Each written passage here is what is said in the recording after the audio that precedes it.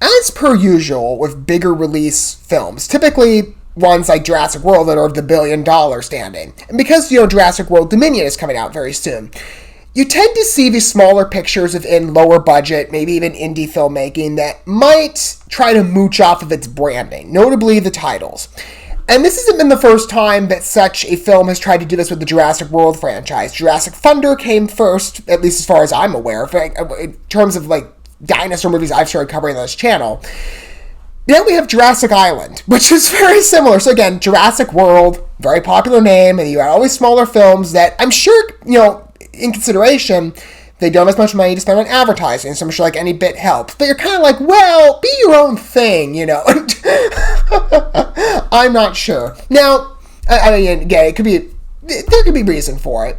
I'm still I've recognized this, I've seen this long enough where I'm like, okay, smaller picture, lower budget movie, following up on the branding, because it's popular, right? This is what's happened in the horror market as of late with nuns, clowns, zombies, and sharks. And it took a break from, during COVID, but the trend is sort of roaring back, at least with the zombie stuff. And sharks, that never really stopped rolling anyway. There's so many shark movies. But now we have another dinosaur movie. And Jurassic Thunder looked kooky. I don't remember what studio released that, though. This is coming from Uncorked Entertainment. I would have thought maybe this is Wild Eye releasing at first, but no, it's a different studio. So let's take a look at Jurassic Island. I mean, again, it's very on point with the branding and the synopsis. There are certain elements here that if you're a Jurassic World fan like myself, you could be like, I recognize this project. It's ringing a bell in my head. This is what it says according to IMDb. A group of explorers find themselves on an unknown island surrounded by extinct animals. So we have dinosaurs, dino enthusiasts, probably archaeologists, I'm sure, or biologists, and an unknown island like Isla Nublar with the dinosaurs. It's very on point branding. I mean, I wonder how similar the film will be, but it's it really comes across like Jurassic World, you know what I mean? Without further ado, we're going to go ahead and watch the main trailer for this first. This killer dinosaur movie is the title of this video, so calls it. But as I said, we're going to watch this first, and then we'll discuss it more, after watching it together. Without further ado, here we go. I mean, hey, it can be a great movie. They're just hey, free advertising, any bit helps. Hope you're well. Great news. Lindsay found it's a lower budget picture with some good nature shots. It's an exact match. So they spent some money. Island. Dad! He should have been back weeks ago. What if he's in trouble? I can get a boat. I can go after him. It kind of reminds me of almost, Tomb Raider-esque in regard to the archaeology direction. Of course, not Tomb Raider, but that's a bit different. That looks good.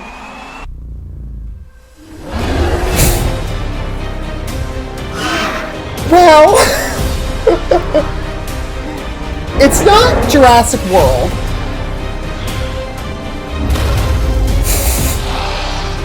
Hey, it's better. The CGI actually looks good in comparison to some other smaller films that I've seen. Actually doesn't look too bad. I guess the zombies are making a trend here too. Well, yeah, I guess, to be honest with you, the dinosaurs are starting to become a trend as well.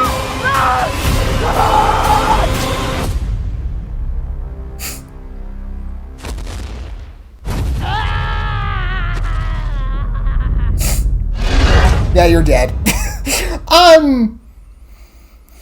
Well, in comparison to other dinosaur movies, specifically thinking of Jurassic Thunder, the dinosaurs look a little more realistic there than they did on that movie. That movie was strange. I never saw it, but I probably will at some point. But it was just weird covering the trailer. I'm like, yeah, this doesn't look, it's not Jurassic World. We have a little, couple $1,000 more to go, I'm sure, in VFX work. The introduction to this looked good. If you watch a lot of lower budget pictures, maybe you can tell by certain shot placements that it's a lower production quality. This opening shot here, on the computer, it's something that I've seen before, but the lighting is good. And it looks like they spent some money in terms of a set, maybe, or maybe they just picked a local house that one of the people was involved in, hey, decorate this for the film. But it starts off like a smaller picture of at least a good presentation sense.